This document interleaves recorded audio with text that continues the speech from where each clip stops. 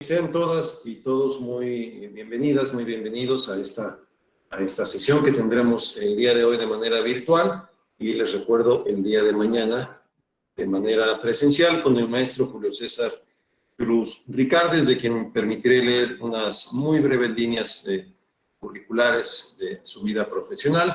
Él es profesor de educación primaria por el Centro Regional de Educación Normal de Oaxaca, licenciado en Derecho por la Universidad Regional de Educación, es licenciado en Derecho por la Universidad Regional del Sureste en Oaxaca, especialista en Derecho Electoral por la Universidad Nacional Autónoma de México, en convenio con el Tribunal Electoral del Poder Judicial de la Federación, maestro en Derecho por la máxima casa de estudios, por supuesto en convenio con el Tribunal Electoral, y es actualmente director de la Dirección General de Investigaciones y Responsabilidades Administrativas, en donde en el propio Tribunal Electoral, institución en la que ha ocupado diversos cargos, como por ejemplo secretario de Estudio y Cuenta en la Sala Superior del propio Tribunal desde octubre del 2001 hasta diciembre del 2021.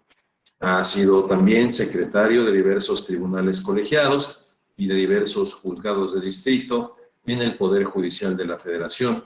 Esto durante el periodo de 1997 a septiembre de 2001. El maestro Julio César Cruz Ricardes cuenta con una muy amplia experiencia en materia jurisdiccional y estamos convencidos y estamos muy contentos, seguros de que estas dos sesiones serán de mucho provecho para todas y para todos ustedes. Así que, sin más preámbulo, por favor, cedo el uso de la voz al maestro Julio César Cruz. Muy bienvenido, por favor.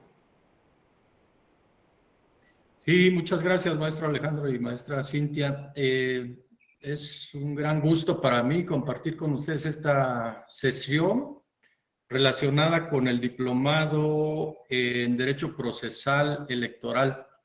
Agradezco al Senado, por supuesto, el permitir esta participación de la Escuela Judicial Electoral. Agradezco a la Escuela Judicial Electoral y a todas las instituciones involucradas, a los que participan en el curso, las personas que se inscribieron y que están atentos a estos temas. El análisis que vamos a hacer hoy tiene que ver con el recurso de revisión. Una primera distinción que quiero hacer es que conforme ha evolucionado el derecho procesal electoral y se han creado nuevas instituciones, pues existe otro recurso de revisión, que es el recurso de revisión del procedimiento especial sancionador. Ese lo vamos a hacer a un lado. Hoy nos vamos a centrar en el examen del recurso de revisión del que conocen los órganos del Instituto Nacional Electoral. Es interesante porque el examen que yo voy a proponer, primero, tiene que ser un examen que no sea acudir a la ley de memoria y tratar de desglosar sus elementos de manera letrista, sino hacer un examen incluso de la racionalidad de la manera como está regulado el sistema. Digo que es interesante porque estoy hablando ante personas que elaboran en el órgano legislativo, es decir, el órgano o uno de los órganos que fueron encargados de la creación de la normativa que rige el sistema electoral. En mi opinión, desde el diseño del entonces Código Federal de Instituciones y Procedimientos Electorales, hay una técnica muy depurada, hay un análisis muy detallado y se plasmó de esa misma manera, muy detallada en cada una de las normas que rigen el sistema electoral, incluidos los medios de impugnación. Pues bien, quiero decir que parece sencillo hablar solamente de uno de los recursos que forman parte del sistema de medios de impugnación, pero lo que lo hace interesante y menos árido es trasladarlo hacia el sistema en el que está inserto. Entonces, pensaba utilizar el pizarrón de atrás, pero parece que el brillo no va a permitir que se vea lo que yo anote ahí con el plumón, entonces voy a irlo haciendo en un pequeño esquema en papel. Y vamos a ver cómo el recurso de revisión, digamos que es la célula más pequeña que vamos a revisar, este primer círculo, recurso de revisión. Sin embargo, a nosotros nos interesa saber en qué está inserto el recurso de revisión. Eso nos lleva a otro círculo. Ese segundo círculo más amplio es el sistema de medios de impugnación en materia electoral. ¿Y qué tenemos ahí? Tenemos el recurso de revisión, el recurso de apelación, el juicio de inconformidad, el recurso de reconsideración, el juicio para la protección de los derechos político-electorales del ciudadano, el juicio de revisión constitucional, que son los que tienen que ver con la materia electoral. ¿Por qué se habla de un sistema? Porque se parte de la idea de que a partir del principio de legalidad no debe haber un solo acto de autoridad administrativa electoral o autoridad jurisdiccional electoral que no pueda ser revisado a través de un recurso, idealmente por parte de una autoridad jurisdiccional. Sin embargo, aquí vamos a ver que el recurso de revisión es revisado por órganos administrativos electorales, sin perjuicio de que por efecto de otro principio, que es el principio de la posibilidad de impugnar las decisiones que se tomen en los primeros recursos, pueda ser eventualmente revisada esa decisión, ahora sí, por un órgano jurisdiccional, a través de otro medio de impugnación. Lo que quiero decir entonces en este primer momento es que ya vimos cómo lo que parecía sencillo, un simple recurso de revisión, está inmerso en un sistema más complejo, que es un sistema donde hay varios medios de impugnación en materia electoral que tienen sus diferencias, pero también sus similitudes, y esto lo va haciendo complejo en el sentido de la necesidad de reconocer cuando se está en presencia de un acto que puede ser impugnado a través del recurso de revisión, quién lo puede interponer, qué órgano debe conocer, qué resolución puede recaer, cómo puede ser impugnada esa resolución, a través de cuál otro recurso. Entonces ya llevamos dos círculos concéntricos. El más pequeño es donde se ubica el recurso de revisión. El segundo es donde se ubican todos los recursos en materia electoral, es decir, el sistema de medios de impugnación en materia electoral. El tercer círculo concéntrico, digamos en el esquema que yo desarrollé, ya entraremos en particularidades del recurso de revisión que estamos viendo, pero primero lo estoy ubicando para que veamos qué complejo y qué interesante es pensar en un solo recurso y qué complejo y qué interesante es el diseño legislativo y luego la interpretación y aplicación de esas normas que se dieron en el diseño legislativo. Pues bien, el siguiente círculo concéntrico es el que se refiere al sistema electoral.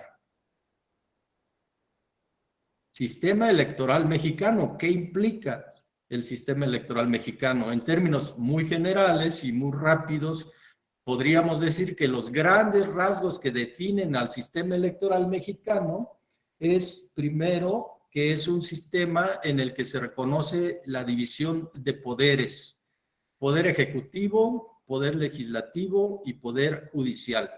De esos poderes, los titulares, las personas titulares del Poder Ejecutivo y del Poder Legislativo, integrado por dos cámaras, son electas mediante elecciones que deben cumplir con ciertos principios.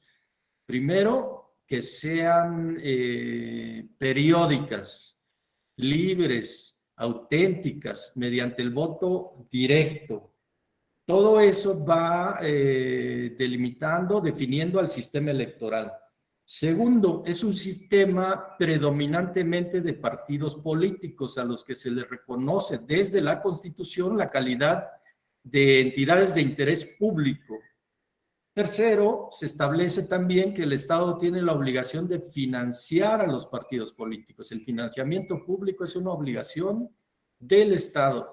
Y el financiamiento público, desde luego, tiene sus propias peculiaridades porque es predominantemente público y admite la posibilidad de financiamiento privado en algunas modalidades.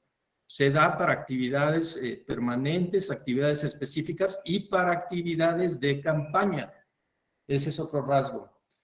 Otro rasgo más tiene que ver con la existencia de un órgano autónomo, un organismo autónomo que se encarga de organizar las elecciones, pero no solamente de organizar las elecciones, sino de administrar el tiempo en radio y televisión para los partidos políticos y las candidaturas, pero también de mantener vigente el padrón electoral a partir del cual las personas pueden ejercer sus derechos político-electorales, también de mantener vigente la cartografía electoral y actualizarla conforme con la dinámica que tiene esa disciplina, que es que los distritos electorales no son divisiones permanentes ni estáticas, porque tienen que ver con la población, entre otros factores, con la movilidad de la población.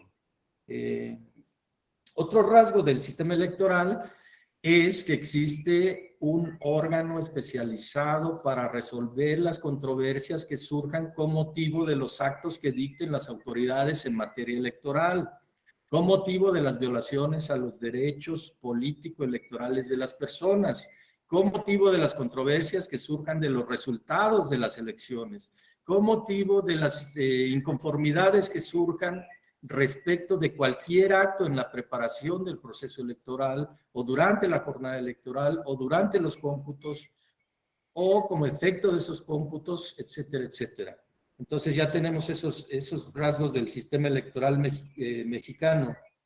Otro rasgo del sistema electoral mexicano es que así como hay un conjunto de derechos para la ciudadanía, también hay un conjunto de obligaciones y el incumplimiento de esas obligaciones o la violación a las prohibiciones puede llevar a la imposición de sanciones, para lo cual es necesario que exista un procedimiento sancionatorio, es decir, un conjunto de reglas que establecen un procedimiento sancionatorio y un órgano especializado que puede aplicar esas sanciones, como es la Sala Especializada del Tribunal Electoral del Poder Judicial, y otro órgano que tiene las facultades de realizar las investigaciones y el procedimiento necesario para después remitir el expediente a la Sala Especializada. Otro rasgo de este sistema electoral en este tercer círculo concéntrico es que el Instituto Nacional Electoral tiene facultades de fiscalización, es decir, puede revisar los gastos, la aplicación del dinero por parte de los partidos políticos en cualquiera de sus vertientes, gastos ordinarios, gastos de campaña, etcétera. Otro rasgo es que el Instituto Nacional Electoral tiene facultades de sanción en materia de fiscalización, es decir, en el procedimiento ordinario sancionador. Dentro de estos rasgos adquiere especial importancia lo que ya dije en un principio, la necesidad de que cualquier acto que dicte cualquier autoridad en materia electoral en cualquier momento del proceso electoral o fuera de un proceso electoral, pero que esté relacionado con las funciones electorales, debe tener la posibilidad jurídica de ser revisado. Puede ser revisado por un órgano administrativo, como el recurso de revisión, o puede ser revisado por un órgano jurisdiccional. Pero incluso ese recurso de revisión, que en inicio puede y debe ser revisado, y lo es por un órgano administrativo, eventualmente será y podrá ser revisado por un órgano jurisdiccional en la escala de los recursos que vamos a ver que están relacionados entre ellos, porque si bien un acto puede ser motivo del recurso de revisión, la resolución que se dicte en el recurso de revisión puede ser motivo de otro recurso. Ahora, los actos que pueden ser impugnados en el recurso de revisión, parte del análisis que haremos será para distinguirlos para no incurrir en la confusión de si es el recurso de revisión o el recurso de apelación o cualquier otro recurso. A veces la ley define de manera positiva cuándo procede un recurso, dependiendo del órgano que lo dicte, del momento en que se dicte.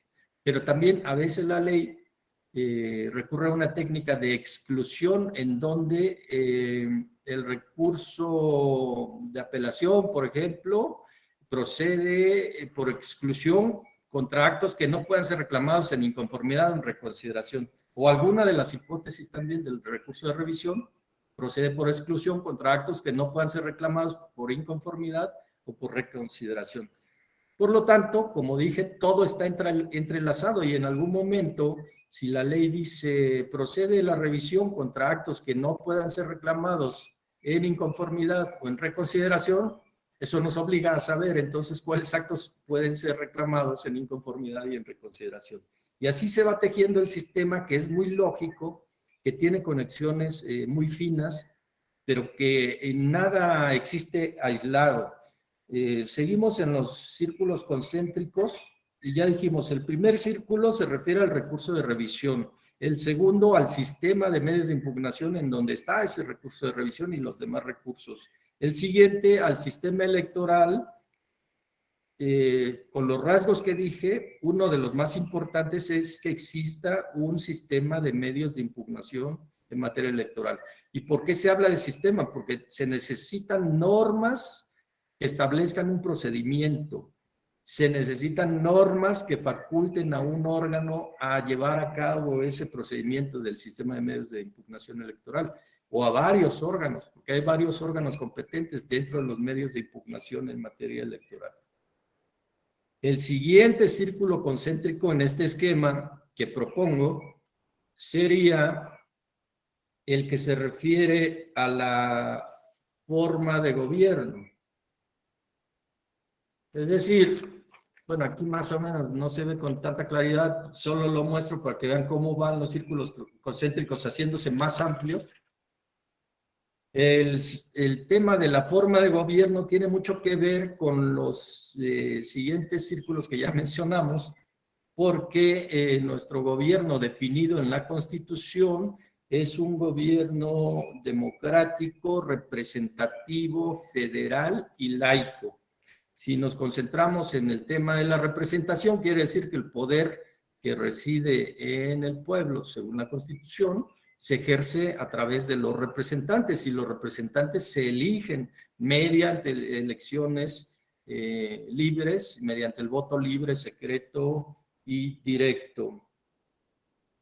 Es democrática, obviamente, porque la elección se da a través de un proceso definido que tiene sus etapas definidas con autoridades, con facultades establecidas en la Constitución y en la ley, y con procedimientos que incluso tienen fechas marcadas para su realización hasta llegar al momento culminante, que es el día de la jornada electoral, luego los cómputos, luego los resultados, luego la posibilidad de impugnación, luego las declaraciones ya de las tomas de protesta, incluso de las autoridades que resultaron electas.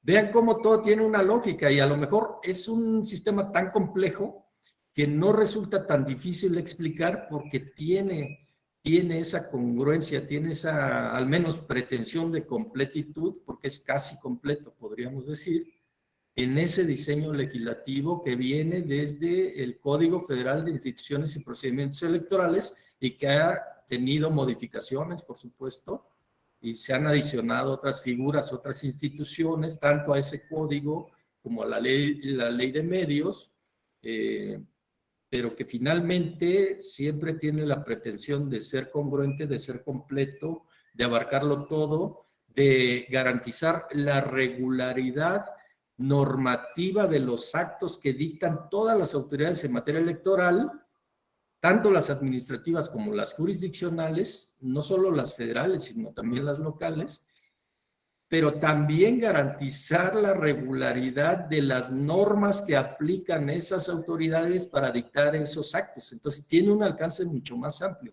No todos los medios de impugnación tienen la posibilidad de ese análisis de constitucionalidad, pero digamos que en términos generales, la Sala Superior, el Tribunal Electoral del Poder Judicial de la Federación, con su Sala Superior y sus salas regionales, tiene la facultad también reconocida en la Constitución de inaplicar normas que considere contrarias a la Constitución o a los tratados internacionales de los que México es parte.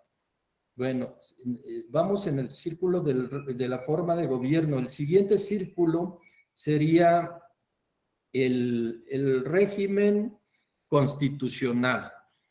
Vean cómo estamos partiendo de la célula más pequeña al universo mayor, en una especie de método inductivo, ¿no? Pero a ver, el régimen constitucional, igual de una manera muy sencilla, lo que diseña es la forma de Estado que tenemos. Se trata de un Estado en el que se reconoce la división de poderes, ejecutivo, legislativo, judicial, en el que se establece que la titularidad del Poder Ejecutivo y Legislativo será mediante elecciones periódicas, libres, auténticas, mediante voto libre, secreto, directo, en el que se establece también el sistema federal con poderes federales, pero también poderes locales, con órganos federales y también órganos locales, y en el que desde el plano constitucional se establecen, se pueden advertir algunos principios que son expresos y otros que son implícitos, y esto ya va siendo mucho más complejo el panorama, pero también mucho más completo y dando posibilidades de completitud, es decir, que ningún acto puede escapar a la posibilidad de ser revisado y resuelto. ¿Cómo ser revisado? ¿Desde qué perspectiva? Revisado desde su regularidad normativa, es decir, si el acto que dicta una autoridad está apegado a las normas que están diseñadas tanto para definir sus facultades como para establecer las decisiones que se deben tomar en cada caso concreto. Regularidad normativa, pero más hacia arriba, la regularidad constitucional de las normas que aplicaron esas autoridades facultadas para aplicarlas, también puede ser motivo de revisión. Y eso lo hace mucho más amplio, más complejo y más completo. Y si queremos ir más lejos todavía, pues tendríamos el último círculo de este pequeño esquema, sería el que tiene que ver con el régimen internacional, régimen jurídico internacional, en donde hay instituciones que a través de los tratados internacionales pueden reflejarse en nuestro sistema. Es decir, hay obligaciones que el Estado mexicano asume a través de los tratados internacionales, especialmente en materia de derechos humanos, que se reflejan y forman parte de nuestro régimen. ¿Por qué es importante todo esto? Vamos ahora a recorrer el camino inverso. ¿Por qué es importante todo esto? Porque si desde el círculo más amplio se establece como un principio de nuestro sistema jurídico, ya no solo el sistema electoral, como un principio, el principio de legalidad, y luego lo trasladamos al sistema electoral y lo hacemos interactuar con los demás principios que rigen en materia electoral, que recordemos, solo en la materia electoral están los principios de imparcialidad, legalidad, independencia, autonomía, paridad, transparencia, entre otros, ¿no? Los que recuerdo de manera inmediata. El principio democrático, que es un principio implícito, pero más allá, el principio de división de poderes, el principio de soberanía, el principio de legalidad, ya lo mencioné. Bueno, si todos estos principios están y tienen que estar jugando de manera simultánea en el sistema, no podemos olvidarlos en ningún momento y tienen que reflejarse en la célula más pequeña, como serían en los medios de impugnación. ¿Por qué lo digo? Porque si la pretensión es que todos los actos que dicten todas las autoridades administrativas y jurisdiccionales en materia electoral deben tener la posibilidad de ser revisados, ya sea por una autoridad administrativa o por una autoridad jurisdiccional, y eventualmente todos por una autoridad jurisdiccional, eso se garantiza a través de un sistema de medios de impugnación. Porque finalmente el sistema de medios de impugnación lo que diseñó es un conjunto de reconocimiento de facultades a ciertas autoridades para revisar los actos de otras autoridades. Facultades, primero. Segundo, un conjunto de actos que conforman un procedimiento o distintos procedimientos a través de los cuales se puede dar cauce a esas inconformidades, a esas impugnaciones, con la finalidad de llegar a un resultado. ¿Cuál debe ser el resultado de cualquier impugnación? Que se confirme el acto, que se modifique el acto o que se revoque. Y la trascendencia de esas decisiones puede ser, y en muchas ocasiones lo es, cuando se revoca, en que se restituyan, por ejemplo, los derechos afectados, o en que se restituya la regularidad del acto impugnado cuando no afecta un derecho individual, podemos pensar. Por eso es importante contemplar los recursos en ese marco de mayor amplitud, porque nos obliga a pensar que cualquier acto que dicte cualquier autoridad debe y puede ser revisado. El siguiente paso es a través de qué medio puede ser revisado. El siguiente paso es quién está legitimado para activar ese recurso. El siguiente paso es qué autoridad va a conocer de ese recurso, en qué plazos va a conocer de ese recurso. Y así entramos hasta el detalle más pequeñito que está en la ley y que si no está en la ley, la misma ley en su normativa general permite técnicas de interpretación, por ejemplo, desde la interpretación literal hasta la sistemática, e incluso la ley permite la aplicación de los principios generales. Dentro de esos principios generales, pues hay una gama inmensa. Algunos principios son expresos en materia electoral y otros principios derivan del propio sistema, son principios implícitos. Muy brevemente, también quisiera decir que la manera como interactúan los principios, las normas, las reglas, igual es muy lógica. Gran parte está ya en la ley, pero otra parte la tiene que desarrollar el aplicador de la ley, desde la autoridad que realiza el acto hasta la autoridad que revisa el acto que realizó esa otra autoridad, y luego el órgano jurisdiccional por antonomasia, que es el que analiza lo que ya dije, ¿no? En dos planos. Uno, ¿el acto que dictó la autoridad está fundado en una ley aplicable? ¿Sí o no? ¿El acto que dictó la autoridad está fundado en normas que la facultan para dictar ese acto? ¿Sí o no? Primer plano, esa es la regularidad normativa. Segundo plano, la norma que aplicó esa autoridad para dictar ese acto que está impugnado, ¿es o no conforme con la Constitución? Claro, a partir de los agravios que se planteen, porque esa revisión de constitucionalidad no es oficiosa. Pero bien, entonces vemos, dentro de todo ese plano, dentro de todo ese universo, vamos situándolo ahora sí de manera muy particular, muy específica, el recurso de revisión en materia electoral. Primero voy a dar rasgos muy generales que nos permitirán irlo distinguiendo de otros recursos, sobre todo las diferencias más claras.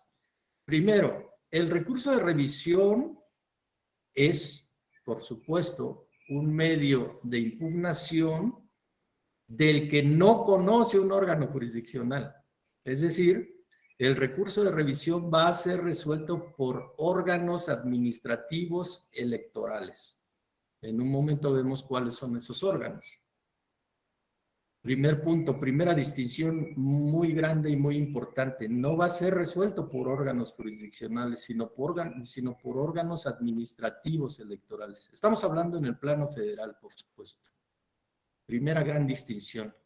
Segunda gran distinción, el recurso de revisión es útil para impugnar actos que se dicten por autoridades electorales, administrativas electorales, esto también es importante, fuera de un proceso electoral, entre el tiempo que medie entre la finalización de un proceso electoral y el inicio del siguiente proceso electoral federal.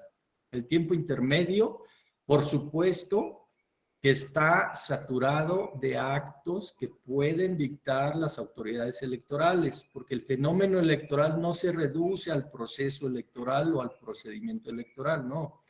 El fenómeno electoral o el fenómeno político, si lo queremos decir así con esa amplitud, es permanente.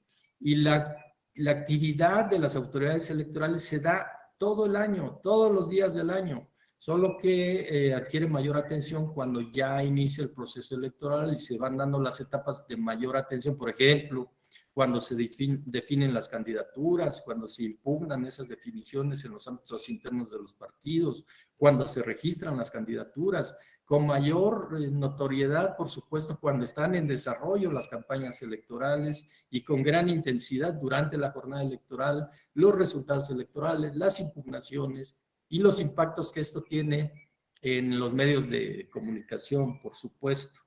Entonces, vemos que en este caso el recurso de revisión no es conocido por una autoridad jurisdiccional. Segundo rasgo importantísimo de distinción.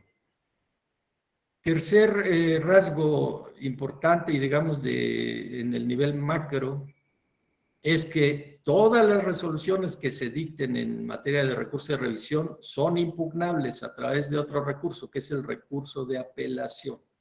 Y luego ya vamos entrando entonces a particularidades de este recurso de revisión. Y aquí ya entramos también al campo del aplicador jurídico, no de quien creó la norma, que por supuesto el Poder Legislativo para crear una norma, eso yo siempre lo he pensado, hace un análisis completo de todas las implicaciones de esa sola norma en relación con todo el sistema, para que el sistema sea congruente, completo, pero además que sea conforme con la Constitución. Estamos hablando de normas no constitucionales, digamos. Obviamente en el terreno constitucional, pues la revisión que se hace para emitir una norma o para modificar una norma en materia constitucional es de mucho mayor profundidad, de mucho mayor trascendencia y también de mayor complejidad. Pero en el terreno de la normativa secundaria, pues eso, yo pienso que para crear una sola norma secundaria el análisis es completo. El análisis de constitucionalidad pienso que se hace en la etapa de estudio, en la etapa de la expresión de motivos de las normas que se van a crear o a modificar o a derogar, cualquiera de esas posibilidades en el campo legislativo. Pero ya entramos aquí al campo de la aplicación de la norma, es decir, el campo de la decisión materialmente jurisdiccional, aunque la decisión en el recurso de revisión la dictan órganos administrativos, pero materialmente están realizando funciones jurisdiccionales, porque conocen de un planteamiento de inconformidad respecto de un acto dictado por una autoridad electoral, el cual consideran, ahí se abren las posibilidades. 1, aplicó una norma que no era aplicable. 2, aplicó una norma aplicable, pero la interpretó mal para aplicarla. 3, aplicó una norma que era aplicable, pero que es contraria a la Constitución. Todas esas posibilidades en la impugnación. Y entonces, ¿qué le toca al órgano que va a conocer del recurso en una función materialmente jurisdiccional? Revisar primero si el hecho existió. El hecho en este caso es el acto de la autoridad. Segundo, revisar los fundamentos de ese acto de la autoridad. Si la autoridad que lo dictó, lo esencial, digamos, ¿tenía facultades para dictarlo? ¿Sí o no? Después, interpretó, ¿la ley que aplicó era aplicable? ¿Sí o no? ¿Interpretó correctamente esa ley que sí era aplicable? ¿Dejó de aplicar la ley aplicable? ¿Aplicó la ley, pero esa ley que aplicó es contraria a la Constitución cuando hay agravios?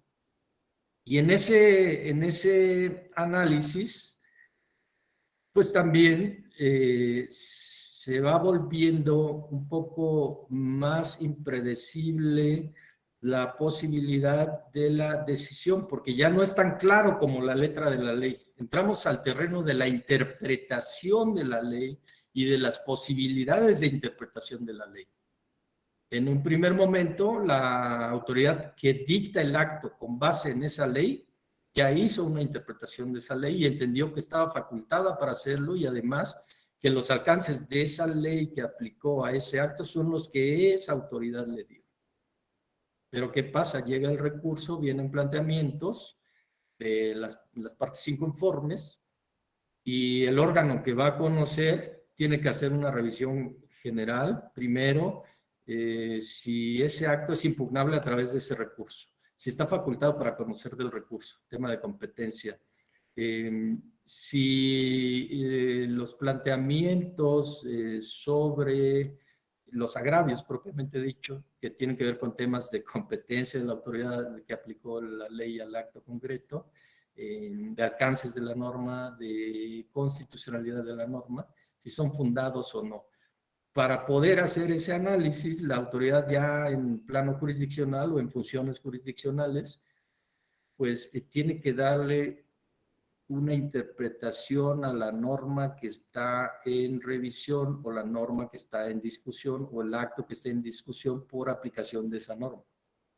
Y al darle esa dimensión, que puede no ser la misma que la que le dio la primera autoridad que aplicó la norma, pues ya el acto se vuelve mucho más complejo y mucho más interesante y mucho más importante que los recursos estén bien regulados, que tengan normas claras, procesales, que a veces pensamos que la materia procesal puede ser aburrida, pero es necesaria, es indispensable, es útil, le da orden al proceso.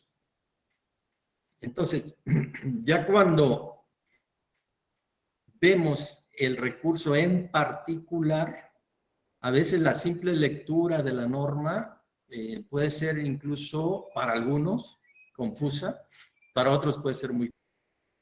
La autoridad que la aplica en primer plano la puede entender en un sentido y la autoridad que revisa esa aplicación la puede entender en otro sentido y la autoridad que revisa en el siguiente recurso puede tener una opinión distinta respecto del sentido.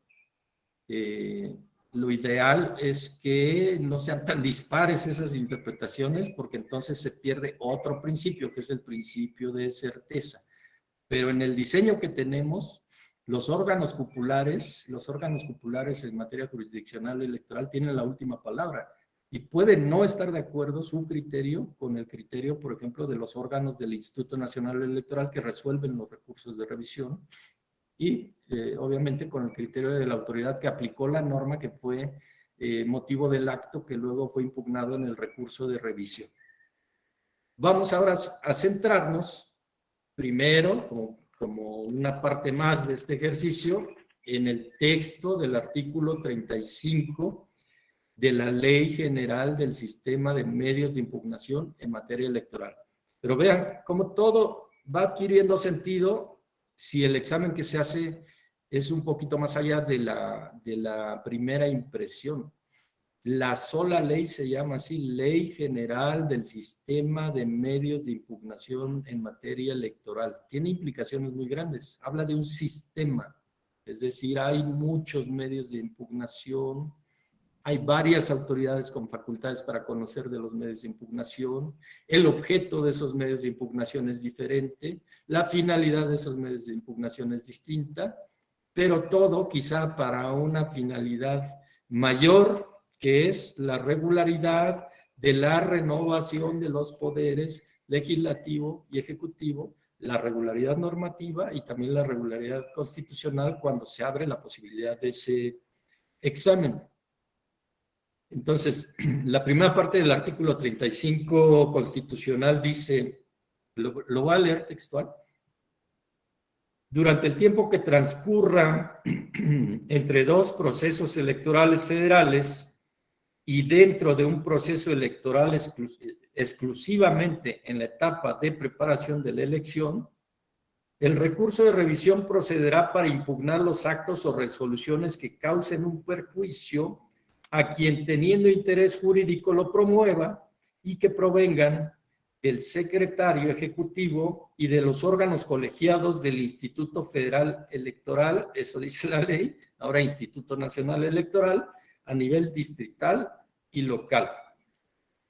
Bueno, de golpe esta norma parece en esos rengloncitos está implícito todo el sistema electoral. ¿Por qué quiero decir eso? Porque tenemos que hacer una revisión de competencias, una revisión de momentos ocurren, los actos que se dictan, las autoridades que pueden dictar esos actos, el medio de impugnación a través del cual se pueden impugnar esos actos y los órganos que conocen de esas impugnaciones de esos actos. Entonces, en cuanto al tiempo, puede que se trate de actos que se dicten fuera de procedimiento electoral. Entendemos procedimiento electoral desde que los consejos realizan la primera sesión para dar inicio al proceso electoral.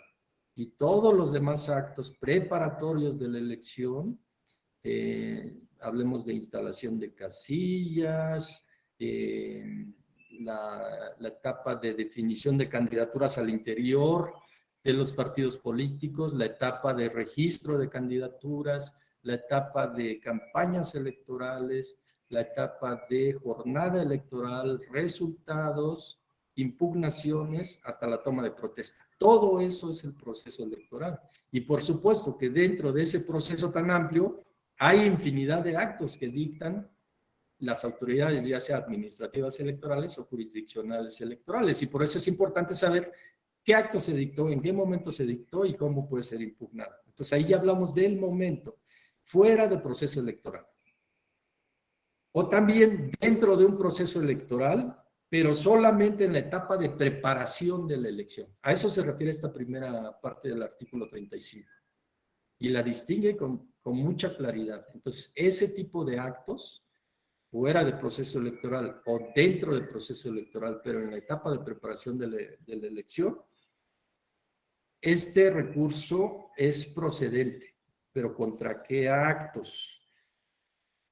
Contra los actos que dicte o que dicten ya sea el secretario ejecutivo del Instituto Nacional Electoral o los órganos colegiados del Instituto Nacional Electoral a nivel distrital y local.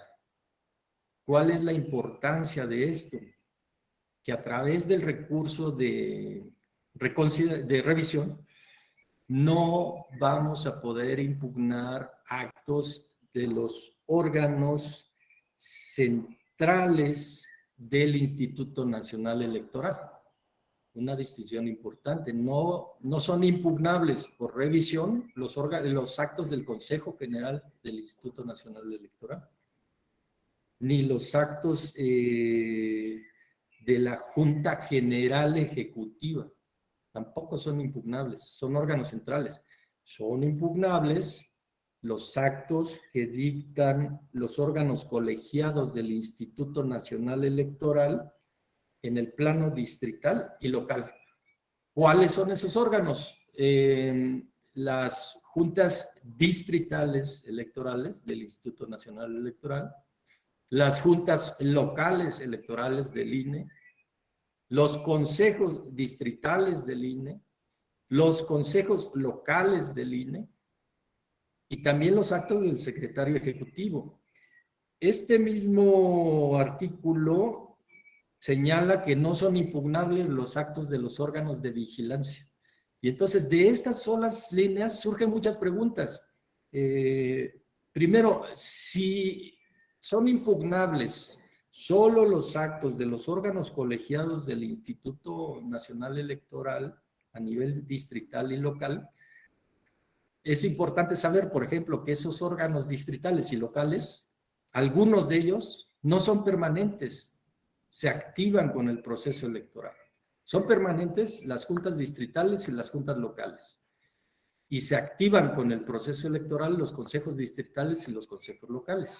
Otra cosa importante, cada uno de esos órganos tiene su gama de facultades, su gama de posibilidades para realizar ciertos actos. Cuando actúan dentro de ese ámbito, todos sus actos son impugnables, pero hay que cumplir ciertas condiciones. Una, revisar primero que el acto lo dicte un órgano colegiado distrital o local del Instituto Nacional Electoral.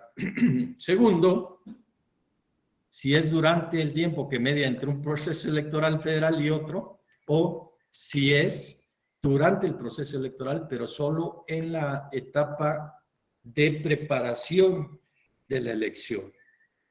Vienen otras condiciones. Se pueden impugnar actos o resoluciones ¿Por qué distingue entre actos o resoluciones? Porque pues hay actos que definen o que se refieren a decisiones inmediatas sin necesidad de un procedimiento previo, y los actos que derivan de un procedimiento previo se consideran resoluciones en términos muy generales. Pero ¿quién puede impugnar esos actos? Las personas, si entendemos que la ley dice que causen perjuicio a quien teniendo interés jurídico, ¿quién? Tiene que ser una persona o una entidad, ¿no? ¿Quién puede interponer ese recurso? Las personas que vean afectado su interés jurídico por ese acto, o que consideren afectado su interés jurídico por ese acto. Entonces ya de este primer numeral, vean todo lo que salió: un tema de competencias, un tema de facultades, un tema de interés jurídico, un tema de momento, ya sea fuera del proceso electoral o dentro del proceso electoral, pero además en la etapa de preparación del proceso electoral. Todo eso es lo que analiza la persona que va a interponer el recurso, y todo eso es lo que analiza el órgano que va a conocer del recurso, porque todas esas condiciones se deben cumplir en el tema de la procedencia del recurso. En un paréntesis, debo decir que este recurso, junto con los demás recursos que forman el sistema de medios de impugnación en materia electoral, tiene reglas comunes que están en la ley, y esas reglas comunes tienen que ver con la legitimación en algunos casos, a veces son específicas, como aquí que estamos viendo, con los plazos, con el orden público que tiene el sistema de medios de impugnación en materia electoral, con las causas de desechamiento, con las causas de sobreseimiento, y en cada uno de estas menciones que voy haciendo hay distinciones finas, porque cuando se habla de desechamiento y cuando se habla de sobreseimiento. Desechamiento cuando la causa de improcedencia existe desde el momento en que se presenta el recurso. Sobreseimiento cuando la causa de improcedencia aparece durante la tramitación del recurso. Un ejemplo inmediato: cuando el acto impugnado deja de tener efectos, por ejemplo, o es modificado, no sé. Pero bueno, seguimos en el numeral 1 del artículo 35, que ya nos dijo que hay que atender qué autoridad dictó. Tiene que ser un órgano colegiado del Instituto Nacional Electoral a nivel distrital o local, que puede ser junta distrital, junta local, consejo local, consejo distrital, consejo local. ¿Qué órgano va a conocer de los recursos de revisión contra los actos de esas autoridades dictados en esos momentos que ya mencioné? La ley establece un sistema jerárquico dependiendo del órgano que dictó el acto. Es decir, los actos que dicten las juntas serán conocidos por otras juntas, pero en orden jerárquico. Si el acto lo dicta la junta distrital, el recurso de revisión será conocido por la junta local. Si el acto lo dicta la junta local, el recurso de revisión será conocido por la junta jerárquicamente superior, que es el órgano central. La única junta jerárquicamente superior es la Junta General Ejecutiva. Si el acto lo dicta la Junta General Ejecutiva, ya no hay más hacia arriba. No podría conocerlo el Consejo General, por ejemplo, porque la ley dice que es un sistema jerárquico atendiendo al tipo de órgano. Y como no hay una junta superior a la Junta General Ejecutiva, hasta ahí se queda. Y entonces ya entramos a otro recurso, que es el recurso de apelación contra la resolución que dicte la Junta General Ejecutiva. Hasta ahí en cuanto a jerarquía y tipo de órgano. De las juntas, conocen las juntas en orden jerárquico hasta la junta máxima. De los consejos, conocen los consejos del recurso de revisión en orden jerárquico hasta el consejo máximo. Es decir, si el acto lo dicta el consejo distrital, el consejo local conoce del recurso de revisión. Si el acto lo dicta el consejo local, el consejo general conoce del recurso de revisión. Si el acto lo dicta el consejo general, ya no hay otro consejo, que conozca del recurso de revisión y por lo tanto hasta ahí llega. Solo se abre la puerta para un recurso distinto, que es el recurso de apelación contra los actos que dicte el Consejo General del Instituto Nacional Electoral. Para mí me sorprende y siempre me agrada mucho ver la lógica del sistema, la completitud del sistema. Y donde no hay completitud en un esfuerzo de interpretación sistemática, el aplicador de la norma se lo debe dar. Porque no hay manera, y ese es otro principio, de que una controversia planteada ante una autoridad que realiza funciones jurisdiccionales quede sin resolver. No hay manera. Tendrá que dictarse una resolución y esa resolución será impugnable tantas veces como lo permita el sistema, una o dos instancias, hasta llegar a la última decisión de los órganos cupulares o los órganos terminales, les llaman otros. De ahí la importancia de las decisiones que dictan los órganos terminales. Vamos a la segunda parte, el segundo numeral del artículo 35. Abro un paréntesis para mencionar que por favor sus dudas las anoten y las planteen al final. Y también al final vamos a tener un pequeño ejercicio para que se vayan preparando con su ley de medios y su ley general de instituciones y procedimientos electorales. Ese pequeño ejercicio va a consistir en que ustedes planteen un acto que en su opinión sea impugnable a través del recurso de revisión. Es decir, tendrán que poner autoridad que dicta el acto, momento en que dicta el acto, contenido del acto, quién impugna el acto, razones por las que impugna el acto, calidad con la que impugna el acto. Y los demás compañeros, con los ejemplos que tomemos, harán una revisión crítica de si es correcto o no lo que ustedes están diciendo respecto de que contra ese acto, de esa autoridad, procede ese recurso, revisión, y que además conoce la autoridad que ustedes también pondrán en su ejercicio. Para hacerlo más interesante, ustedes pueden hacer una bandera falsa, es decir, plantear en la hoja la autoridad que lo dicta, momento en que lo dicta, persona que lo impugna, órgano que debe conocer, poner algo que sea incorrecto para ver si los demás lo detectan. Pero bueno, eso lo veremos al final cuando ya estemos en la etapa del ejercicio. El numeral 2 del artículo 35, lo voy a leer otra vez como la primera parte del ejercicio y luego parte por parte.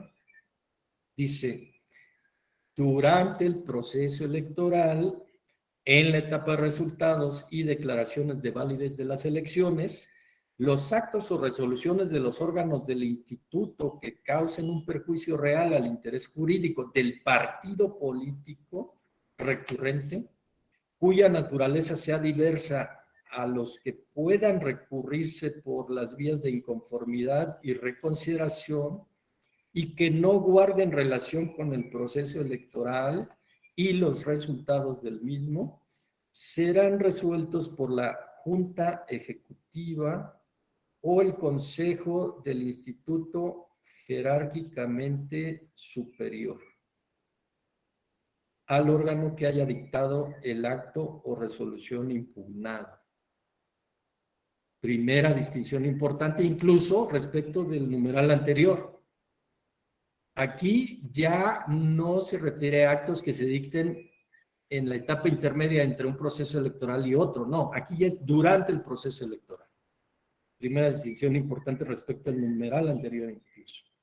Aquí también ya marca una etapa concreta en la que se pueden dictar esos actos durante el proceso electoral, pero es la etapa de resultados y declaraciones de validez de las elecciones. ¿Qué implica esto? Que los órganos del Instituto Nacional Electoral que están distribuidos en el territorio a nivel distrital y local, tanto los órganos permanentes como los órganos que se activan con el proceso electoral, tienen que dictar otro tipo de actos distintos a los que se dictan cuando no hay proceso electoral.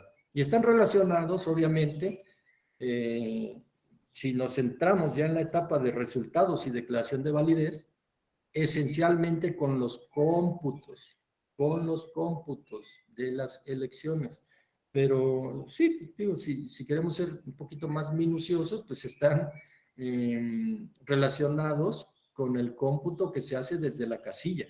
Pero vamos a centrarnos en los cómputos distritales, por ejemplo, de los que deriva una declaración de validez, una declaración de qué candidatura obtuvo más votos por el principio de mayoría relativa, por ejemplo, y se van sentando las bases para el acto posterior, que es la asignación de cargos por el principio de primera minoría, en el caso de senadores, y representación proporcional también en el caso de senadores, y representación proporcional en el caso de diputaciones. Entonces, todos esos actos en la etapa de resultados y declaración de validez de las elecciones son impugnables. Según este numeral, parece que lo está limitando solo al interés de los partidos políticos, pero más adelante ya veremos que la Sala Superior incluso tiene jurisprudencia antigua en el sentido de que el artículo se debe interpretar de manera integral y que no solo los partidos políticos pueden interponer el recurso de revisión, incluso en esta etapa, sino que la ciudadanía en general, con una sola condición, que se afecte su interés jurídico. Y eso cierra la puerta para que no toda la ciudadanía, en términos prácticos, digamos, pueda venir a interponer el recurso de revisión, porque implicaría que millones de personas que fueran ciudadanos, por supuesto, que con la sola calidad de ciudadanos o ciudadanas tuvieran la posibilidad de presentar un recurso de revisión, poner en marcha el mecanismo del recurso de revisión, la actuación de los órganos que conocerían del recurso de revisión, y bueno, eso saturaría el sistema y lo haría inviable. Por eso, otra vez, tiene muchísima lógica el diseño porque cuida esas posibilidades de funcionalidad del sistema, completitud del sistema, congruencia del sistema, para una sola finalidad: resolver las inconformidades, resolver las controversias, darle regularidad al sistema electoral, darle regularidad al proceso electoral, a las elecciones, y con todo, digo, se va yendo hacia arriba, si se dan cuenta, dar legitimidad a las autoridades electas, dar estabilidad a la convivencia pacífica de la sociedad, etcétera, etcétera. Vean cómo se va expandiendo, ¿no? Es como un pequeño universo que va creciendo y se va hasta con fines a veces que no pueden ser medibles, digamos. Bien, de este segundo numeral hay varias cosas que merecen análisis ya más detallado. Nos dice, por ejemplo, que esos actos que se dictan por autoridades electorales en la etapa de resultados y declaraciones de validez, para que puedan ser impugnados por el recurso de revisión, no deben ser aquellos que se puedan impugnar por inconformidad o por reconsideración. Esta advertencia, pues sí, parece muy lógica, porque si pensamos que la etapa de resultados se refiere a los cómputos, hay un recurso específico para impugnar los resultados que se asientan en las actas de cómputo distrital, por ejemplo, y los planteamientos pueden ser por error aritmético o por cuestiones de nulidad de la votación o nulidad de la elección. Ese recurso específico es el recurso de inconformidad. Entonces, si ya existe ese recurso específico de inconformidad, por exclusión, los actos que puedan ser impugnados a través de la inconformidad no pueden ser impugnados por la revisión. Como que se va haciendo más complejo definir. Primero, es fácil decir, sí hay un proceso electoral, número 1.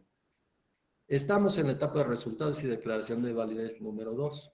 El acto lo dictó un órgano colegiado del Instituto Nacional Electoral, número 3. Pero la pregunta más difícil es, ese acto podría ser impugnado por inconformidad o por reconsideración, porque si es así, no puedo promover el recurso de revisión. Hay un riesgo, ahora es un riesgo más relativo, ¿no? Porque ya también por un tema del principio de acceso a la justicia, cuando el medio de impugnación promovido por alguien es incorrecto, se reencausa al medio correcto.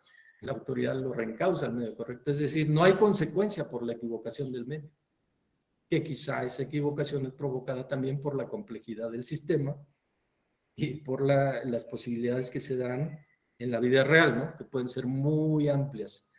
Pero aún así, con ese acatamiento del principio de acceso a la justicia que permite reencauzar los medios de impugnación a la vía correcta, puede haber algunos riesgos. Por ejemplo, en el plazo.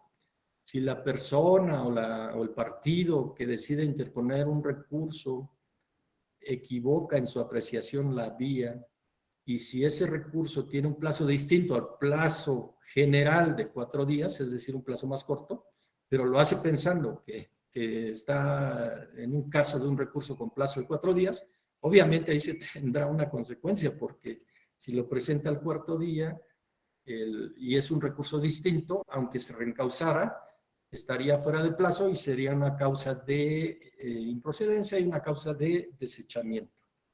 Al margen de esas vicisitudes que son importantes tenerlas en cuenta, sobre todo para quienes interponen recursos, que pueden ser la ciudadanía o los partidos políticos, los litigantes obviamente, pues también es importante para quienes aplican la norma o quienes resuelven los recursos, quienes conocen de los recursos, porque un primer análisis conforme con las reglas generales de todos los recursos y de todo el sistema tiene que ver con la procedencia del recurso. ¿Es oportuno? ¿Lo interpone la persona legitimada o el partido legitimado? ¿Reúne los requisitos de forma? La firma, por ejemplo, el nombre del partido, señala a la autoridad que dictó el acto, expresa los motivos de la inconformidad, aunque ahí también ya hay una mayor apertura y no se exige una forma específica de expresión de los motivos de inconformidad o los agravios, como se conocen. Pero a final de cuentas hay ciertos elementos que todos los recursos deben reunir, entre esos el recurso de revisión, y están en las normas generales, digamos, aplicables a todos los recursos. Aquí viene una parte difícil de la norma, porque dice que no guarden relación con el proceso electoral y los resultados del mismo.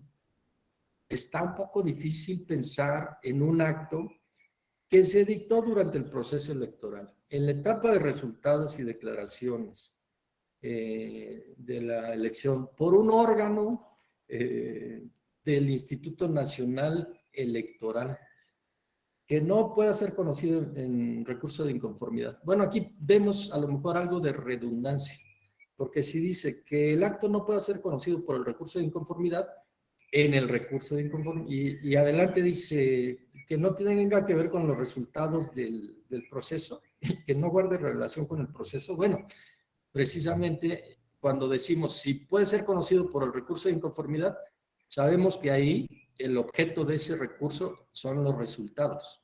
Entonces ya esta partecita de que no guarde relación con los resultados sería un poquito redundante, ¿no? Bastaría con decir, si es un acto que puede ser conocido en inconformidad, no puede ser conocido en revisión. ¿Por qué? Porque en inconformidad se conocen los planteamientos contra los resultados, ya sea por error aritmético o por nulidad. Bueno, ahí más o menos se descifra esta aparente redundancia.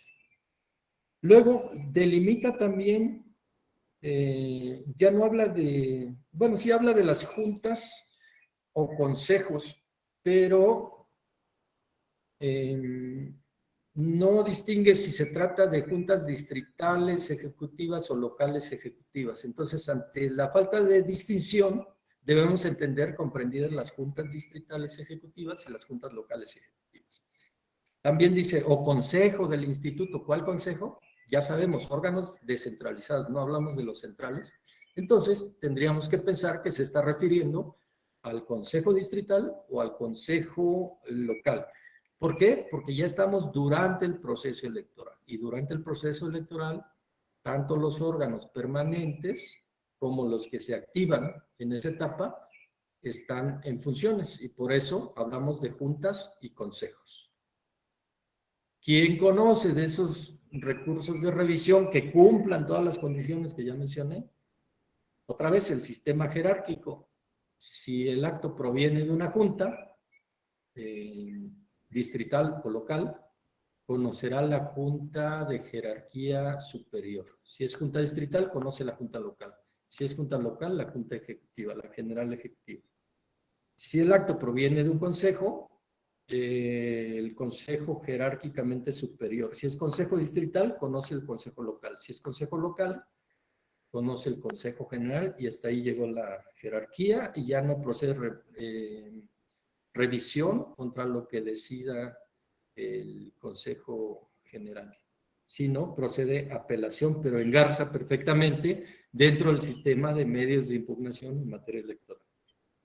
Ahora, el numeral 3 dice, solo procederá el recurso de revisión cuando, reuniendo los requisitos que señala la ley, lo interponga un partido político a través de sus representantes legítimos. Parece entonces que el recurso de revisión solo lo puede interponer un representante, un partido político. Lo de su representante legítimo es secundario, ¿no? Porque es un requisito para las entidades que no son una persona, sino que son instituciones como los partidos políticos. Pero en fin, da la impresión de que solo los partidos políticos podrían promover recursos de revisión. Y que eso contradiría lo que dice el numeral 1, donde habla de quien teniendo interés jurídico, quien sienta afectado su interés jurídico, puede promover revisión. ¿Qué pasa entonces ante esa posible contradicción de la propia norma? Que en una interpretación dejaría fuera la posibilidad de que las personas promovieran el recurso de revisión, cumpliendo el requisito de ver afectado su interés jurídico. ¿Qué pasa ante eso? Bueno, la sala superior, la ley permite que se hagan interpretaciones sistemáticas de esa norma, del contenido de los 3 numerales de la norma, pero también de la norma en relación con todo el sistema de normas, con todas las normas de la ley de medios de impugnación en materia electoral, pero también con todas las normas de la ley, en la actualidad, la Ley General de Instituciones y Procedimientos Electorales, y también con todas las normas constitucionales en materia electoral. Entonces, el análisis que se hace ya de esta aparente contradicción dentro de una misma norma es el análisis sistemático, incluido ver dónde se ubica la norma, qué objetivos persigue, cuál es la racionalidad, cuál es la decisión óptima en el sentido de abrir más o abrir menos el acceso a la justicia, cuál es el efecto de abrir más o abrir menos del acceso a la justicia, y en la jurisprudencia, porque llegó a jurisprudencia por reiteración, la Sala Superior define que se debe entender que cualquier persona que sienta afectado su interés jurídico por el acto puede promover el recurso de revisión, cumpliendo, por supuesto, los demás requisitos, pero no es exclusivo de los partidos políticos. Otros temas que motiva el análisis de un solo artículo que establece un solo recurso, que es el recurso de revisión. Aquí la riqueza implica que se refracta hacia muchos puntos distintos, ¿no? Ya cuando estamos en una actitud de análisis y de crítica, se refracta hacia muchos puntos, y esa refracción a mí me gusta plantearla a través de preguntas. Primero, ¿por qué este recurso de revisión excluye al máximo órgano colegiado del INE, que es el Consejo General? ¿Por qué los actos del Consejo General no pueden ser conocidos en recurso de revisión? Bueno, la respuesta inmediata es porque el sistema del recurso de revisión es jerárquico. Entonces, dijimos, si el consejo más pequeño que puede haber dicta un acto, el siguiente consejo jerárquico conoce el recurso de revisión. Y de la decisión que dicte, ahí sí ya procede el recurso de apelación. Pero si, por ejemplo, el acto lo dicta un consejo local y conoce del recurso de revisión el Consejo General, ya no se puede seguir ese sistema jerárquico porque no hay un consejo arriba de ese consejo. Entonces se rompe la línea jerárquica y lo que ocurre es que para no dejar sin revisión ese acto del Consejo General al resolver un recurso de revisión, entonces se abre la puerta para otro recurso, que es el recurso de apelación, del que ya conoce el Tribunal Electoral del Poder Judicial de la Federación. Es decir, se cumple el principio de que ningún acto debe quedar sin la posibilidad de ser revisado, pero ya se rompe la idea de que siempre puede hacer el recurso de revisión, digamos, hasta ahí llega el recurso de revisión y luego ya inicia el recurso de apelación. Esa pregunta ya, digamos que, salvo lo que se opina en la siguiente etapa de preguntas, quedaría resuelta. Entonces, si contra actos del Consejo General no procede revisión, ¿cuál procede? Pues ya mencioné, el recurso de apelación. ¿Por qué se excluye también de este recurso de revisión a otro órgano colegiado central como es la Junta General Ejecutiva? Pensaríamos que la Junta General Ejecutiva sí tiene un superior jerárquico, ¿no? Que es el Consejo General del Instituto Nacional Electoral.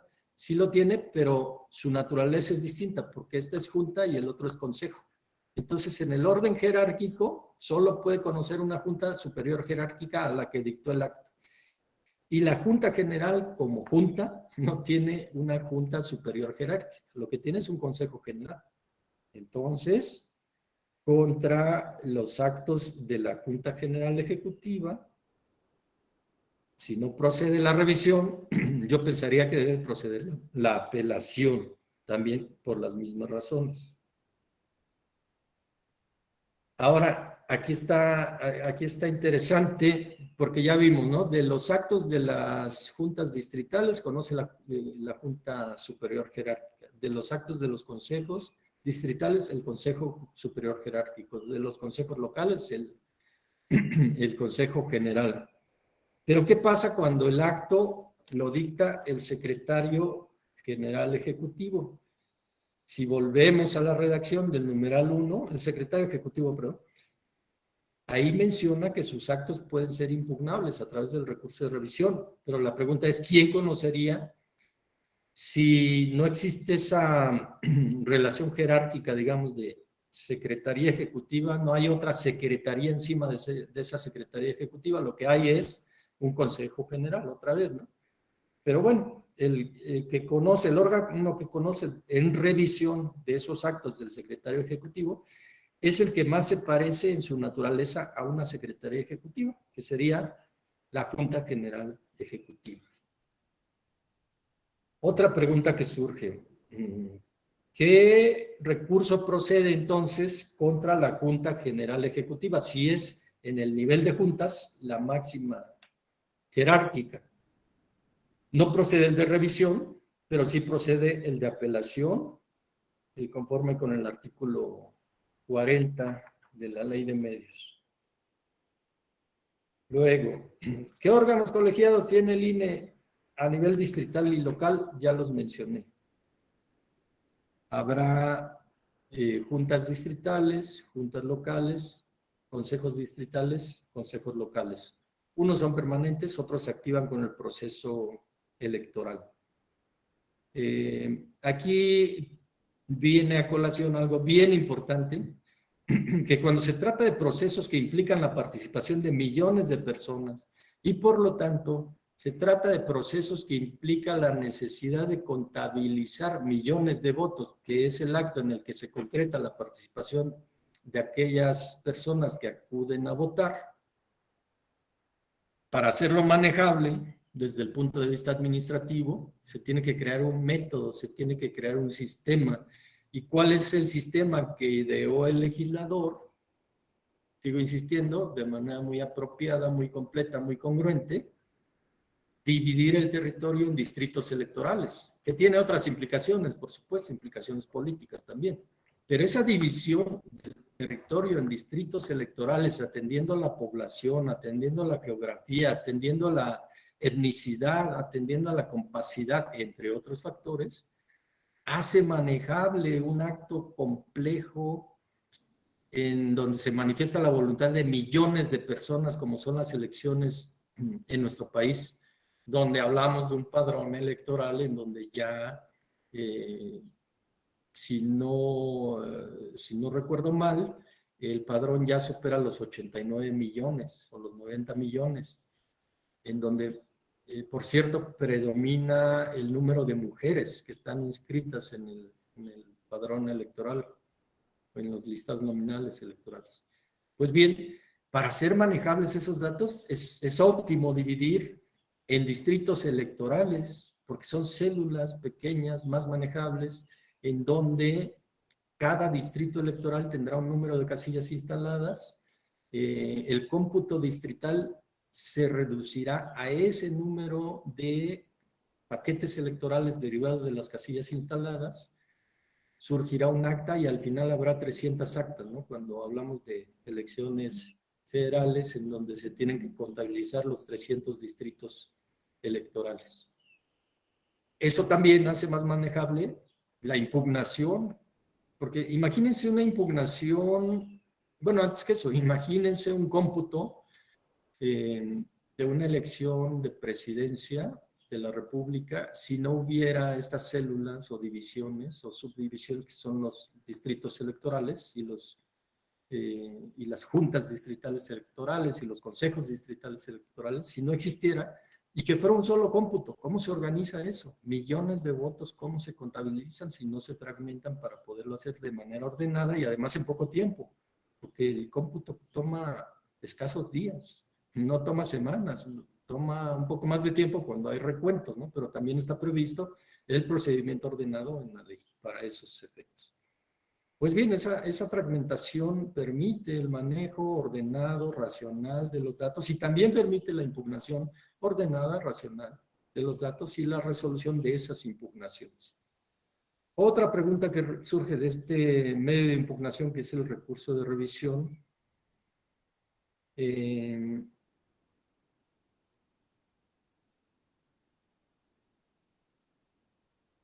los órganos permanentes, ¿cuáles son? Son las juntas locales y las juntas distritales. Los órganos que se activan con el procedimiento, ¿cuáles son? Los consejos distritales y los consejos locales. Todo importa porque la norma que estamos revisando, el recurso que estamos revisando, hace esas distinciones. ¿Qué actos, en qué momento se dictaron? ¿Quién los puede impugnar? ¿Cuándo existe otro recurso que excluye el recurso de revisión? Etcétera. ¿Por qué o específicamente a qué se refiere la ley cuando dice que los actos de los órganos de vigilancia del INE no se pueden impugnar a través del recurso de revisión? El artículo 76 del reglamento, aquí ya es a nivel reglamentario, prevé la existencia de la Comisión Nacional de Vigilancia y las comisiones locales de vigilancia y las comisiones distritales de vigilancia. ¿Qué vigilan? Bueno, su función es permanente porque vigilan de manera primordial la regularidad de algo que es la base para todo lo demás, que es la base para el ejercicio de los derechos políticos electorales, que es la base para ordenar la recepción de los votos, etcétera, en cada casilla, en cada distrito, que es la regularidad del padrón electoral. Es un documento dinámico que depende de la misma dinámica de la vida. Hay personas que llegan a una edad, la mayoría de edad, y entonces se inscriben en el padrón electoral, se dan de alta. Hay personas que fallecen y se dan de baja del padrón electoral. Hay personas que por una sentencia que así lo determina, ven suspendidos sus derechos en materia electoral. Y todo eso va moviendo el padrón electoral, va moviendo el número de personas que lo integran, la mayor o menor proporción del género de personas que lo integran, etcétera. Y como es dinámico y como es un documento fundamental que debe ser cuidado tanto por las autoridades electorales como por los partidos políticos, porque en esto tienen intervención los partidos políticos, en la revisión de los trabajos de la Comisión Nacional de Vigilancia. Bueno, pues eso explica la existencia de una comisión permanente, nacional, pero también locales y también distritales. Y otro dato importante, bueno, si contra esos órganos de vigilancia no procede el recurso de revisión, ya no pueden ser revisados. regresamos al tema de que los principios lo cubren todo y el principio de legalidad exige que todos los actos de todas las autoridades puedan ser revisados por algún órgano jurisdiccional o por alguna autoridad administrativa que realice funciones jurisdiccionales, como sucede en el recurso de revisión. Pues bien, ese acto es impugnable por el recurso de apelación, también artículo 40 de la Ley General, de la Ley de Medios. Bien.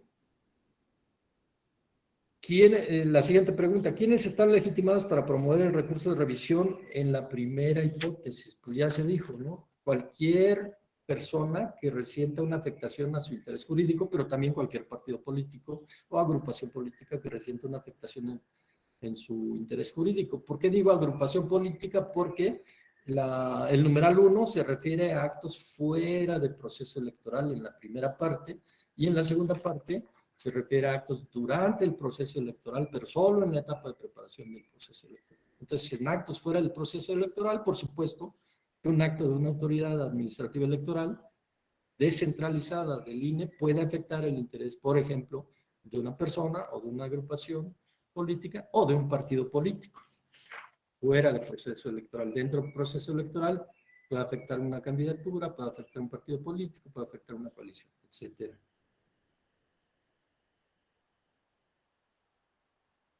Entonces, en términos amplios, y ya por la jurisprudencia que dictó la sala por repetición, obviamente la revisión, lo único que se exigirá para la legitimación de quien promueve el recurso es que se vea afectado su interés jurídico, que alguno de sus derechos se vea disminuido, afectado por el acto de autoridad. Las competencias, ya dijimos, son jerárquicas, dependiendo si el acto lo dicta una junta o un consejo. Y cuando se rompe esa posibilidad de ir más hacia arriba, el sistema lo resuelve con otro recurso, como es el recurso de apelación.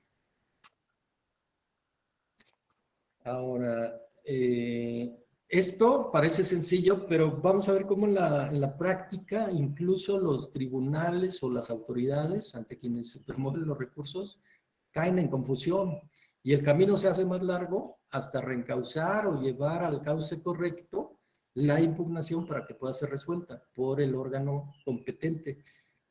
Vamos a ver unos ejemplos. ¿Qué ocurrió, por ejemplo, en el juicio para... Vean el nivel de confusión. Estamos hablando del recurso de revisión. Bueno, ¿qué ocurrió en el juicio para la protección de los derechos políticos electorales del ciudadano 1183 del 2002? Un ciudadano impugnó mediante el recurso de revisión, es decir, el ciudadano estaba bien, el acuerdo dictado el 9 de diciembre de 2002 por el Consejo Local del Instituto, entonces Instituto Federal Electoral, en el estado de Baja California. Con todo lo que hemos dicho, así rápidamente, pensemos, un ciudadano que considera afectado su interés jurídico impugna un acto dictado por un órgano descentralizado del entonces IFE, que era un consejo local en el estado de Baja California. Hasta ahí iba cumpliendo todas las condiciones del recurso de revisión. Pero, ¿qué fue ese acto? ¿Qué se decidió en ese acto? ¿Qué se ordenó en ese acto? Por ese acto, el Consejo Local designó a los consejeros distritales del instituto en Baja California, en donde había vacantes. Bien, el ciudadano dijo, esa vacante me correspondía cubrirla a mí, por eso impugno y presento mi recurso de revisión ante el Consejo Local que dictó el acto. Según ese ciudadano, quien debía conocer del recurso de revisión sería el consejo superior en jerarquía a ese consejo local. El único consejo superior en jerarquía a ese consejo local sería el Consejo General del entonces Instituto Federal Electoral. El acuerdo fue dictado en etapa de preparación de la elección. Seguía cumpliendo los requisitos del numeral 1 del artículo 35.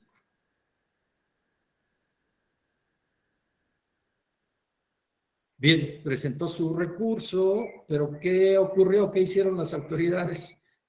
el consejo local, que sería la autoridad responsable, en una situación ordinaria debía dar trámite al recurso, ¿no? Y remitirlo a la autoridad, al órgano que debía conocer del recurso. Después de cumplir todas las normas generales que existen para todos los recursos, entre otras la publicidad, por ejemplo, del recurso, y luego remitir su informe y mandarlo al Consejo General para que conociera. No, pues solo el Consejo Local dijo, y esto regresa al tema que habíamos visto, ¿no? De los alcances más amplios o menos amplios de la protección jurisdiccional. El Consejo Local dijo, solo los partidos políticos pueden interponer recursos de revisión, porque analizó un fragmento, una parte del artículo, y para el Consejo Local lo convenció de que solo los partidos políticos podían. Como este era un ciudadano, pues no podía interponer el recurso de revisión, y decidió que en realidad era una demanda de juicio para la protección de los derechos políticos electorales. Pero no se quedó ahí, sino que envió la demanda a la sala superior. A la sala superior. Bien, pensando a lo mejor que si lo centró en un tema de derechos políticos electorales, sería el derecho a integrar órganos electorales del ámbito federal, y por eso lo envió a la sala superior. Pues la sala superior examinó, aplicó este criterio de amplitud de acceso a la jurisdicción y dijo, las personas, como en el caso, esta persona que quiere integrar un órgano electoral local, quiere ser consejero distrital, puede interponer el recurso de revisión. Y como el acto lo dictó el Consejo Local, entonces el competente es el Consejo General para conocer del recurso de revisión. Pero vean cómo algo que parecía sencillo y que de inicio era correcto, porque el impugnante supo qué recurso interponer, lo interpuso ante el órgano responsable que dictó el acto, distinguió en qué momento se dictó el acto, alegó afectación a su interés jurídico, lo hizo bien, pero el Consejo Local lo hizo mal. Y eso generó un efecto indeseable, que es el retraso en la aplicación de la justicia. Afortunadamente se reencauzó todo y se fue a lo que debía ser, que es el recurso de revisión. El recurso de revisión después, aquí hay algo también que sigue siendo interesante en cuanto a las dudas respecto a qué medio procede, porque la sala superior, al decir o al aclarar que sí procedía a la revisión, no aclaró qué pasaría después de que resolvieran esa revisión, después de que el Consejo General resolviera. Dejó como la idea de que podía entonces sí proceder el juicio para la protección de los derechos políticos electorales. Pero, ¿qué pasa entonces con la jerarquía que ya habíamos dicho? No con la jerarquía, sino con el sistema, de que las resoluciones dictadas en revisión, en el recurso de revisión, se deben conocer a través de la apelación si las dictó el Consejo General. Eso lo veremos cuando veamos el recurso de apelación, que es muy claro en decir que las resoluciones que dicte el Consejo General en el recurso de revisión serán conocidas en apelación. Sigue siendo un problema de interpretación y un problema de claridad y un problema que impacta en otro principio, que es el de certeza. Las personas quieren saber con certeza qué es lo que va a hacer la autoridad ante una petición, qué es lo que va a hacer la autoridad ante un planteamiento, ante una impugnación, ante un agravio, ante un acto de una autoridad distinta, ¿no? Todo eso lleva a la estabilidad del sistema. Si hay certeza, la ciudadanía confía en el sistema, la ciudadanía acude al sistema para resolver sus inconformidades y acepta las decisiones aunque no les sean favorables. Si no existe eso, se debilita el sistema y se propicia en diferentes grados, por supuesto, una especie de rebeldía, una especie de actitud de incredulidad o de no confiabilidad de las autoridades que resuelven controversias, en el caso en materia electoral.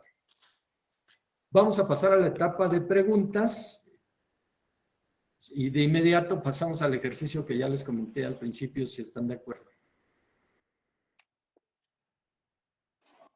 Sí, Eduardo Muñiz levantó la mano. Adelante, Eduardo, por favor. Muchas gracias, buenas tardes a todos. Maestro, nada más preguntar, no sé si sea muy obvia, ¿por qué se excluyen los actos de los órganos de vigilancia del recurso de revisión?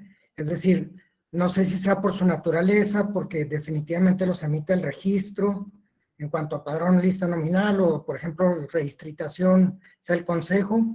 No sé si sea por ello, y en su caso, si existe algún acto de las comisiones de vigilancia o de los órganos de vigilancia que sí sean materia de algún recurso. Muchas gracias. Sí, muchas gracias. Sí, pienso que esto se traslada más al diseño legislativo. Esa explicación tendría que buscarse en el diseño legislativo, pero lo que yo puedo comentar de manera inmediata es que los actos que realiza la Comisión de Vigilancia son predominantemente sobre la regularidad de un documento que da la base para todo lo demás, ¿no? Que el documento sea correcto, que esté actualizado, que no existan ahí registros indebidos, duplicados, etcétera, ¿no? Y cómo a lo mejor se le da tanto peso a esto que se pensó desde el ámbito legislativo que como los órganos jurisdiccionales, su función precisamente es material y formalmente jurisdiccional, tienen más experiencia, tienen a lo mejor idealmente en mayor profundidad en el análisis jurídico de un problema planteado, no se lo quisieron confiar a que el propio aparato administrativo corrigiera el posible defecto o la posible irregularidad, sino que se fueron de inmediato al órgano jurisdiccional. Creo que esa podría ser una razón de peso. Por razón natural, un órgano jurisdiccional tiene más experiencia, tiene más conocimiento, tiene más elementos, tiene más bagaje para resolver controversias de carácter jurisdiccional, controversias que tienen que ver con el derecho. Y aquí, por la implicación, por la seriedad, por la trascendencia de algo como es la regularidad y la certeza de ese documento que es el padrón, pues excluyó a estos órganos de la posibilidad de que lo revisen otros órganos del Instituto Electoral, Nacional Electoral en el caso. Otra razón que podría ser también es que por esta estructura jerárquica que se le da al recurso de revisión, bueno, podría intentarse si hay comisiones en diversos ámbitos, quizá tampoco sería tan inapropiado que si las comisiones de vigilancia se dividen igual en los tres ámbitos, la nacional, la estatal y las distritales, se siguiera el sistema jerárquico y se aplicara el recurso de revisión, tampoco pasaría una catástrofe, ¿no? ¿Por qué? Porque lo que resolvieran en recurso de revisión, si fuera procedente, podría subir a recurso de apelación, ¿no?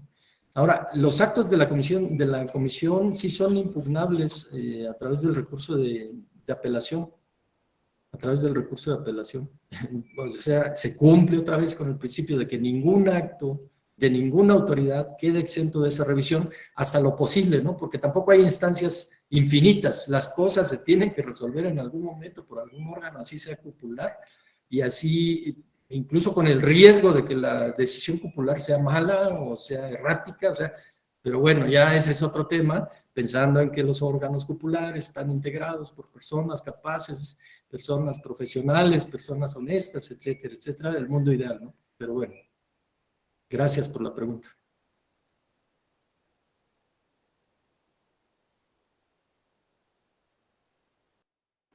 Miguel Ángel levantó la mano, por favor. Muchísimas gracias, estimado Alejandro. Hola, maestro. Buenas tardes. Hola. Si me permite, maestro, hacerle 3 preguntas aprovechando la exposición y las dudas reales. El artículo 35 que revisamos en sus numerales 1 y 2 hablan de que los actos o resoluciones en el primer caso causen un perjuicio a quien teniendo interés jurídico lo promueva. Y en el segundo caso, en el numeral 2 del artículo 35, hace referencia a que se causa un perjuicio real al interés jurídico. Aquí mi pregunta es si hay alguna distinción al respecto entre el perjuicio causado en el primer escenario y el perjuicio real que se menciona en el segundo, o es solamente una cuestión de redacción en el articulado, maestro. Esa sería una primera pregunta. Otra pregunta, maestro, sería en torno a si, desde su punto de vista, qué tan eficaz en la práctica es que las autoridades jerárquicamente superiores sean quienes conozcan del recurso de revisión. Es decir, si en la práctica efectivamente hay un ejercicio, ¿no?, de supervisión o de corrección de esos actos por parte del superior jerárquico, o esto no es así y pudiera pensarse en un esquema diferente a futuro. Lo cual me lleva a la tercera y última pregunta. En torno al sistema de medios de impugnación, como usted lo comentaba hace un momento, pues parece un sistema pues muy completo, muy amplio, pero que también tiene como muchos aspectos técnicos, ¿no? De mucho detalle que hay que conocer y estudiar, justo como hacemos ahora. Si en su experiencia ha habido algunas propuestas para modificar este sistema, para hacerlo, no sé, más ágil, menor número de recursos, o alguna propuesta alternativa al esquema que hoy en día se tiene. Esas serían las consultas, maestro. Sí, muchas gracias, doctor. Vamos a la primera pregunta. Aquí me da la oportunidad de generar una especie de conciliación o reconciliación entre la función legislativa y la función jurisdiccional. Entiendo que es muy complejo formular normas. Es muy complejo el análisis previo que se hace para redactar una simple norma de 3 renglones, porque se corre el riesgo de ser redundante, de ser poco claro, de ser ambiguo, de chocar con otras normas, de generar antinomias en el sistema, es decir, una norma permite lo que otra norma prohíbe, etcétera. Pero todos esos son riesgos que se superan con la función profesional legislativa, con la función seria profesional legislativa. Si es complejo elaborar normas, es más complejo interpretarlas y aplicarlas.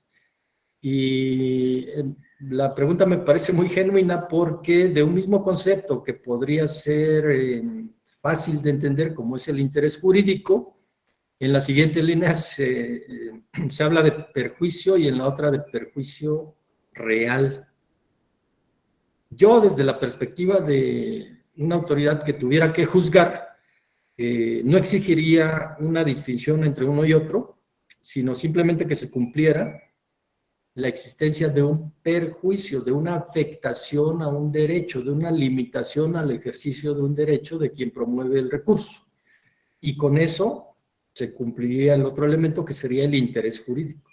Y ya decir si es perjuicio o perjuicio real, pues sería hasta una dificultad de prejuzgamiento, porque de entrada, cuando se analiza un planteamiento, no se puede saber si realmente se generó el perjuicio.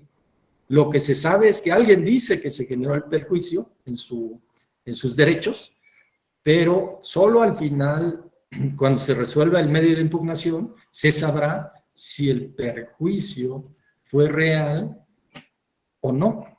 Con el solo hecho de que existe es real, me imagino, ¿no? Pero si no existe, pues no es real. Entonces, esa sería mi respuesta a la primera pregunta. Ahora, la segunda pregunta, en el tema de la eficacia de que órganos administrativos electorales jerárquicamente superiores a los que dictan el acto en estas etapas y en relación con este recurso de revisión, conozcan y resuelvan si esto es eficaz. Yo lo veo en 2 ángulos. Primero, creo que el diseño ahí está en el campo legislativo.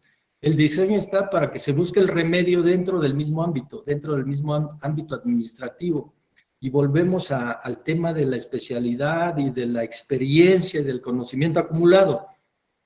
una autoridad administrativa tiene más experiencia y más conocimiento acumulado para juzgar el acto de otra autoridad administrativa electoral inferior, porque está todos los días trabajando con la materia, porque está viviendo el fenómeno electoral todos los días y entonces puede detectar si la junta, por ejemplo, distrital, o sea, la junta local que conoce el recurso de revisión de la junta distrital, puede detectar con mayor facilidad, por su experiencia, por su conocimiento, por su bagaje, por su naturaleza, si hubo algún error en la aplicación de alguna norma, si hubo algún error en algún procedimiento, si hubo algún exceso de facultades, etcétera, etcétera. Creo que esa sería la razón para que exista esa distribución jerárquica y ese conocimiento del recurso por autoridades electorales superiores jerárquicas de los órganos que dictaron los actos. Esa sería la racionalidad.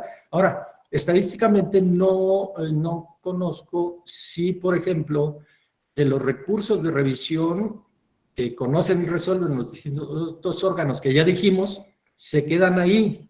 Y si hay conformidad con lo que se resuelve y si se corrigió o no el problema, o si todos pasan al recurso de apelación, es decir, al siguiente momento en donde tienen que resolver la autoridad jurisdiccional, con lo que se podría pensar, pero también podría haber dos causas distintas. Una, el sistema es ineficiente porque no resuelve nada y todo llega al ámbito jurisdiccional. O dos, las partes en ejercicio pleno de sus derechos, pues simplemente deciden agotar todas las posibilidades y no quedan conformes con la decisión en el ámbito administrativo y se van al ámbito jurisdiccional. Y eso ya lo hace mucho más complejo, ¿no? Porque no, o podría ser un tema de eficiencia de corrección dentro del sistema o un tema de mayor o menor litigiosidad, y eso ya es la actitud de los participantes que son ciudadanía y partidos, etcétera, todos los sujetos que puedan interponer el recurso.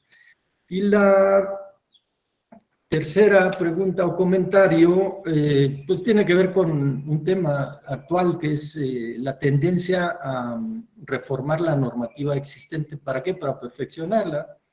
Y ha habido muchas opiniones de magistraturas o de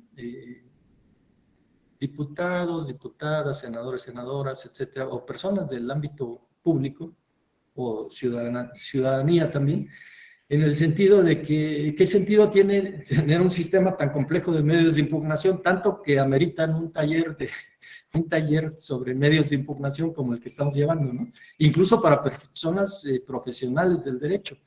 Ahora imaginemos a la ciudadanía, ¿no? Bueno, es que yo quiero que el Estado me proteja y me dé medios de impugnación, pero son tan complicados que la verdad, bueno, eso ya es otro punto, pero sin un abogado no hay quien pueda promover un medio de impugnación así de sencillo. Entonces, ¿dónde queda el acceso a la justicia? Bien, pienso que sí, se podrían reducir, no a un solo medio, pero revisar los medios de impugnación y hacer un esfuerzo por reducir, para que no hubiera tanta variedad de medios de impugnación. Flexibilizar las reglas de acceso o las reglas de procedibilidad o de procedencia a los medios de impugnación, sí se podría hacer, pero eso se regresa a la cancha del legislativo, de la función legislativa, por supuesto con las opiniones de quienes aplican la norma en materia jurisdiccional, formal y materialmente, o solamente materialmente, como es el recurso de revisión. Pero sí, por supuesto que todo es revisable, perfectible, y a partir de las fallas, las complejidades que presentan los recursos. Aquí solo di un ejemplo, pero hay muchos casos donde desde la autoridad que recibe el recurso no sabe qué hacer, lo manda a una sala, esa sala lo manda a la superior dice, no, sí es revisión y lo regreso. En todo esto de que estamos hablando de que la justicia ya no es inmediata, la justicia se hace confusa, se hace lenta y a veces tardía, porque cuando se resuelve ya no tiene mayor eficacia lo que se resuelve. No en todos los casos, por supuesto, sino cuando esto ocurre. Pero bueno. Muchas gracias, maestro. Gracias, doctor. Muchas gracias a Miguel Ángel y maestro Julio César por la pregunta y por la respuesta. Estamos, maestro Julio César, sobre el tiempo. Sé que tenemos un ejercicio pendiente, identificar el acto, la autoridad, en fin, los supuestos procesales. No sé si quiera que hagamos un ejercicio o sigamos con las preguntas, como usted lo decida. Lo que yo sugiero para respetar el tiempo, sobre todo por la actividad de todas las personas participantes, nada más les doy los detalles del ejercicio y lo vemos en la sesión de mañana. Inmediatamente terminado el ejercicio mañana, pasamos al recurso de apelación, que no hay ningún problema porque están engarzados, es decir, no podemos ver aislado un recurso respecto del otro, sino que están engarzados, uno excluye al otro, pero hay que conocer las razones por qué uno excluye al otro, cuándo procede uno, cuándo procede el otro, etcétera, etcétera, ¿no? Si quieren les doy las bases del ejercicio, la repito nada más, brevemente, y mañana lo vemos como inicio, digamos, de la sesión y luego ya le seguimos con la apelación para respetar el tiempo. Sí, estaría muy bien, maestro, si nos puede dar las bases de los elementos que deberán identificar para mañana el ejercicio, y no puedo resistirme a realizar una pregunta de lo expuesto por usted, pero mañana la resolvemos. ¿Cuál sería el nuevo rediseño para dejar o disminuir el número de recursos con los que actualmente tenemos de cara a una posible reforma? Es el momento procesal oportuno para pensar en menos recursos. No lo sé, la dejo al aire y quizá mañana la podríamos contestar. Sí, claro, y eso yo lo vería más como una reflexión colectiva en donde nos van a ayudar mucho las personas, los compañeros y compañeras que se desarrollan en el ámbito legislativo, porque pues es su terreno, ¿no? Entonces ver las ventajas, desventajas, el momento, lo oportuno, etcétera, etcétera, y también la opinión de quienes estamos del lado de la parte jurisdiccional. Combinar las dos cosas a lo mejor nos da una buena reflexión, pero sí es la pregunta del millón, ¿no? No la vayan a querer resolver y ya mañana tengan la iniciativa de ley ahí en la mano. Pero bueno, el ejercicio consiste en lo siguiente. Es muy sencillo, en una hoja y muy simple, poner, puede ser genuino o puede ser una falsa bandera para que los demás compañeros y compañeras la detecten, ¿eh?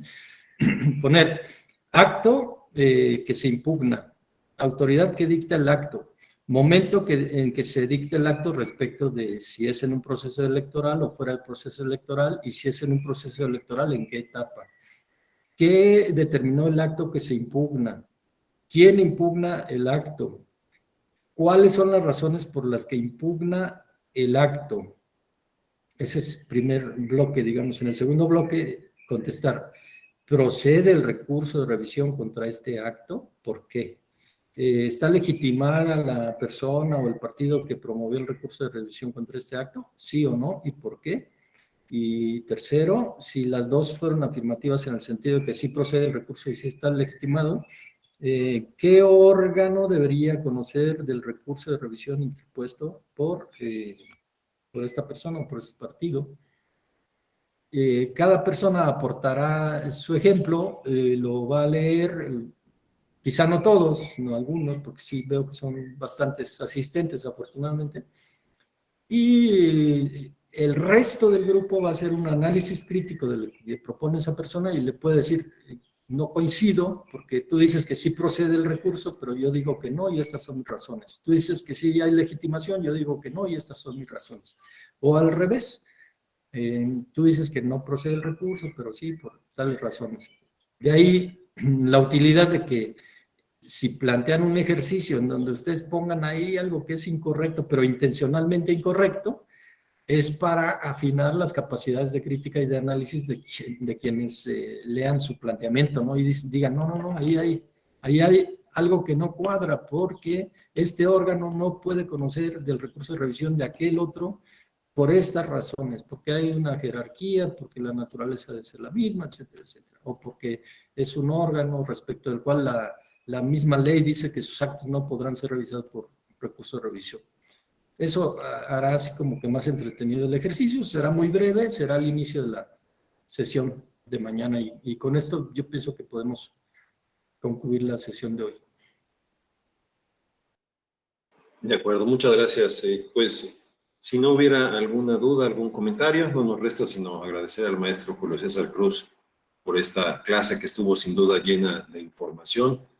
Les diría que no nos espantemos. Procesalmente puede parecer muy pesada, pero estamos en presencia de un especialista que nos va a ir llevando de la mano, y con este ejercicio creo que podríamos ir aclarando las dudas que podemos ir teniendo.